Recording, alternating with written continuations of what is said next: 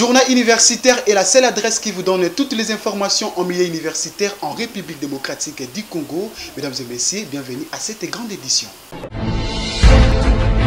Débutant cette édition par la mesure prise par le ministre de l'Enseignement supérieur et universitaire Moïdo Nzangi Boutondo, interdisant le recrutement des assistants aux établissements universitaires. C'était à l'occasion de son discours de la collation de l'année académique 2022-2023 à Lumumba-Ville dans le Sankouro. Suivez. L'instruction académique numéro 025 reviendra sur une série de directives supplémentaires alliées avec le bon fonctionnement de nos établissements. Et avant d'ailleurs de terminer, je voudrais vous demander de lire les derniers arrêtés que j'ai signés qui sont relatifs aux assistants. J'espère que vous les avez lus. Désormais, on n'engage plus d'assistants. C'est terminé. Vous voulez enseigner à l'université, allez faire le 3e cycle. Ça me permet de répondre à la question de maman, rectrice de Tchumbe. Réunissez vite les conditions pour avoir le 3e cycle. Je suis avec tous les chefs des organes qui sont là, à côté de vous. Quand vous avez parlé de l'ouverture du 3e cycle, je les ai vus tous me regarder là, et ils ont commencé à me dire qu'ils ne remplissent pas les conditions. Ils ne remplissent pas les conditions. On va en parler, remplissez les conditions, on va ouvrir. Mais, dorénavant, vous n'aurez plus le droit d'avoir un numéro matricule comme assistant. C'est terminé maintenant. Vous voulez enseigner à l'université, allez faire le 3e cycle. C'est ça aussi le prix à payer pour la réforme. Et vous les chefs d'établissement, vous qui êtes là, encouragez vos assistants et chefs de travaux à poursuivre les études. Saisissez la petite fenêtre que nous avons ouverte. Celle des masters complémentaires pour les assistants qui sont en activité. Ne perdez pas de temps. Le peu de moyens que l'État vous paye et les facilités que vous aurez de votre établissement, courez, courez et profitez de cette petite fenêtre pour que vous puissiez être à jour. Puisque ceux qui sont de la première cohorte vont bénéficier des facilités. Ceux qui viendront après suivront le cours normal. Et ça ne sera pas facile. Je crois que j'ai l'impression que je vais dire comme Jean de l'Apocalypse, que ceux qui ont des oreilles. L'Institut supérieur technique Académie des Beaux-Arts de Kinshasa a procédé à la double cérémonie de collation des grades et clôture de l'année académique 2022-2023. Témoins de l'événement, Vonongulu et Christian Tupamba.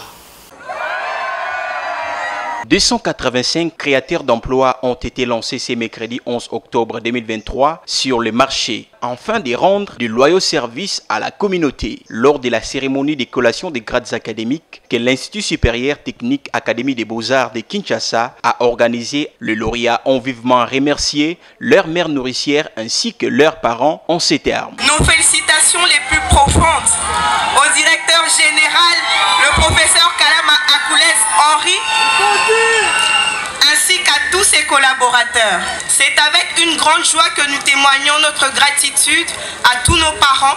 De son côté, le chef des travaux Kouyena Mouzita Benjamin, secrétaire général académique de l'Académie des Beaux-Arts, a fait savoir à l'assistance que l'année académique 2022-2023 a été marquée par la mise en œuvre du système LMD et tant d'autres réalisations. Prenant la parole, le professeur Henri Kalama, directeur général de l'Académie des Beaux-Arts, a remercié le président de la République grand chancelier des universités, pour sa volonté ferme de maintenir la paix afin que cette année académique s'achève en toute quiétude. Il a ensuite félicité l'ensemble du personnel de l'Académie des Beaux-Arts ainsi que les étudiants qui ont ménagé aucun effort pour maintenir leur alma mater, la première institution la plus propre du pays. Nous saisissons donc cette opportunité pour dire notre profonde gratitude au Dieu Tout-Puissant. Ainsi, nous tenons à féliciter respectueusement Son Excellence, Monsieur le Président de la République, Félix Antoine Tshisekedi Tshilombo, chef de l'État, pour l'intérêt particulier qu'il porte au secteur de l'enseignement supérieur et universitaire. Ici, c'est un moment très spécial parce que je voudrais dire sincèrement merci aux étudiants et étudiantes de l'Académie des Beaux-Arts, car vous êtes des étudiants particuliers. Grâce à vous, l'opération Zéro à l'Académie des Beaux-Arts est une réussite totale et nous sommes l'institution la plus propre de la République.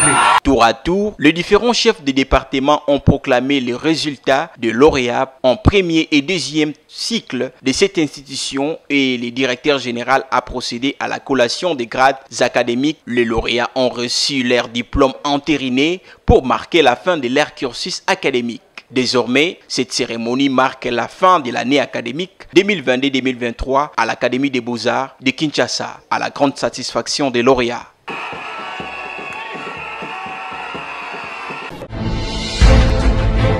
Parlant aussi de la double cérémonie de collation des grades et clôture de l'année académique 2022-2023, le mardi dernier, à l'Institut supérieur des statistiques de Kinshasa, où 224 lauréats du premier et du deuxième cycle ont été conférés des grades académiques par son directeur général, le professeur Jean-Marcel Mbikaï, en présence du représentant du ministre de l'Issu, Martin Tissambou et Jéré Silando.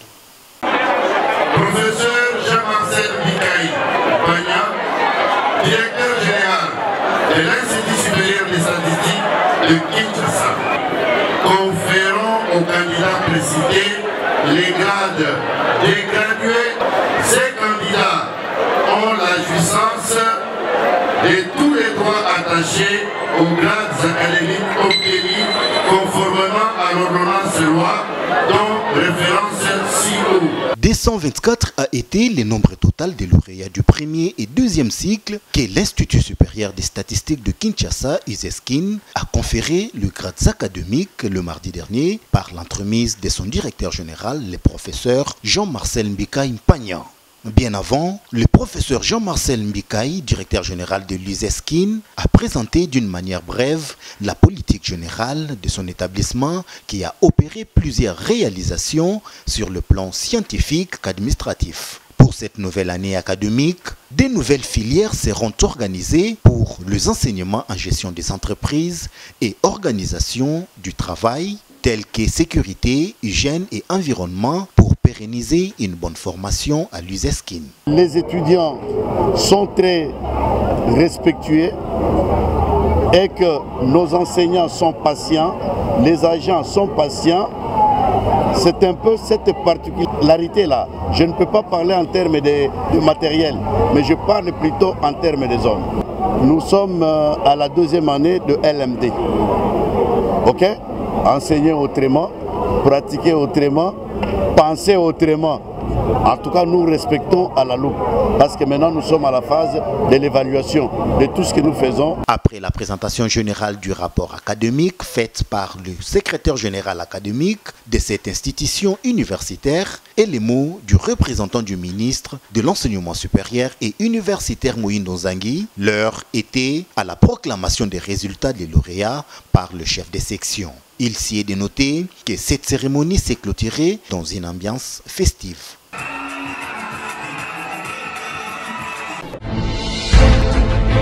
Évaluation des étudiants à l'université de Kinshasa, approche explicative des lacunes dossiers monologiques dans les pratiques des enseignants. C'est l'intitulé de la thèse de doctorat soutenue publiquement par le chef de travaux Henri Bonnard à l'université de Kinshasa. Après délibération à huis clos, le récipiendaire a reçu la plus grande distinction. Israël Mwanza pour plus de détails. Devant le jury composé des 5 éminents professeurs, le chef des travaux Henri Bonnard Bamfoumou Moussassa a défendu publiquement sa thèse de doctorat intitulée « Évaluation des étudiants à l'université de Kinshasa, approche explicative de lacunes docimologiques dans les pratiques des enseignants ». Prenant la parole, le récipiendaire a fait l'économie de son fruit de recherche tout en se basant d'un constat d'un décalage entre les objectifs de formation pédagogique des enseignants d'université et leurs pratiques évaluatives. Elle a pour préoccupation principale de comprendre et d'expliquer pourquoi, en dépit des formations pédagogiques reçues, certains enseignements de l'université de Kinshasa présentent les lacunes dans leur façon d'évaluer les étudiants. Avec des données qui constituent les échantillons raisonnés des 300 professeurs de l'UNIKIN, de résultats obtenus, l'on note une faible fréquence des séminaires, des formations pédagogiques reçues et un déficit de contenu à 2 rares séminaires quant à la capacitation en évaluation des enseignants et en mécanisme de contrôle et de suivi en matière d'évaluation. Après session et vérification, après échange avec le membre du jury, après délibération en huis clos, le jury proclame. Le jury a pris la décision suivante. Monsieur le chef de travaux Bamfoumou, Henri Bonnard Bamfoumou Moussassa, a réussi avec la mention la plus grande distinction. Tout est bien qui finit bien, dit-on. La cérémonie du jour a été clôturée dans une ambiance festive.